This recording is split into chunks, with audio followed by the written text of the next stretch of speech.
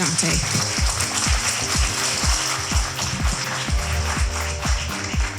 When Tim first invited me to be a commencement speaker, I took a moment to reflect on what the word commencement means. And I know each of us are here to honor your contributions and all the work you did to get to this moment, but we're also introducing you to a new chapter of your life. And so while I want to acknowledge all the things you've done to get here, I want to help prepare you and set you up for the future. So I'm going to use that word SET as an acronym, S.E.T, success, environment, and time. Your relationship with those three things is about to change for the rest of your life. Your relationship with success is going to look much different.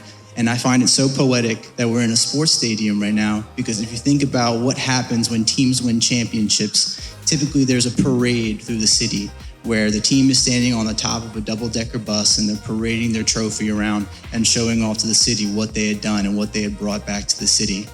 This moment for you is your parade, and I recognize that. And I want you to enjoy this. I want you to be celebrated, and you deserve to be. You've done the work. You belong here. Congratulations. Let's take a moment to clap for the graduates. But I also want you to recognize that your success from now on is not only about you winning championships for yourself, but building the champions of the future.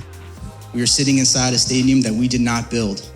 I'm standing on a stage that I did not construct. I'm holding a microphone I did not set up. My success is ultimately the accumulation of everything that others have poured into me. Your greatness does not belong to you. Your greatness is something that others have bestowed upon you in hopes that you will grow it and share it with others. So as your relationship with success changes, so must your relationship with your environment.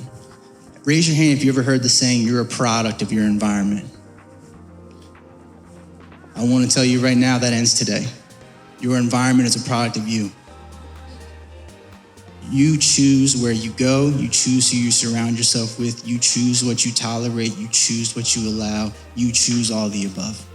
A part of being a leader means you no longer accept things for how they are, but you decide what they will be. That's what Tim did back in 2015. Tim looked at his environment and said, you know what? We have some powerful leaders in our youth, and they are not given the opportunity to develop those skills in a way that they can impact the world. We are not adequately preparing them for the future that they will be building, not just experiencing. And so Tim built Success Team. And I stand here as a board member proud of my contributions, but I would not be here if Tim did not do what he did in 2015 and every day up until this moment. So I want to take a moment to acknowledge Tim.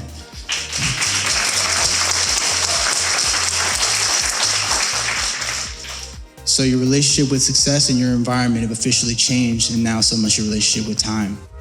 I have a very uncomfortable question for some of the more seasoned and experienced folks in the room. Do y'all know what store you can go to buy a 25th hour in the day? No, because it doesn't exist, right? Where can you buy a 13th month, an 8th day in the week? You can't. There is no place where you can buy more time. So, if we know that you can't buy more time, that means your supply of it never changes. So for those that are in business, you understand this concept. There's a very introductory concept of business that determines the value of a commodity. It's called the relationship between supply and demand. If your supply of time will never change, your demand of it will naturally increase. And as you grow up and as you realize, if you think high school was hard, just wait until college, your career, parenthood, and all the other things, right? One day you're gonna grow up and you're gonna be telling yourself, I got food at home. You'll be checking your bank account and say, do I have McDonald's money? It won't be your parent, it'll be a voice in the back of your head holding you accountable. And I have another uncomfortable truth that you must accept, and is that time flies, literally. Raise your hand if you ever heard someone say time flies.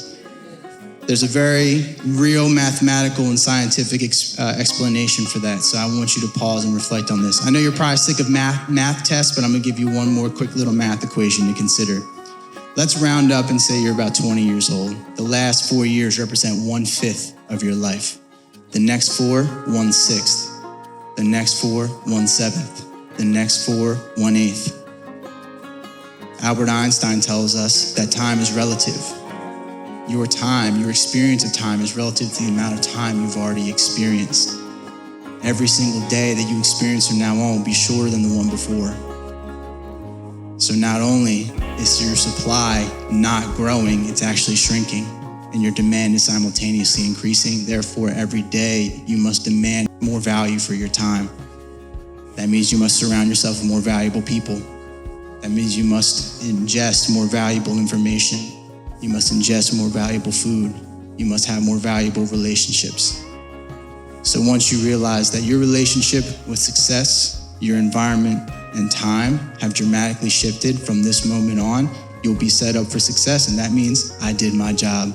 Thank you so much for your time. I appreciate you. Thank you.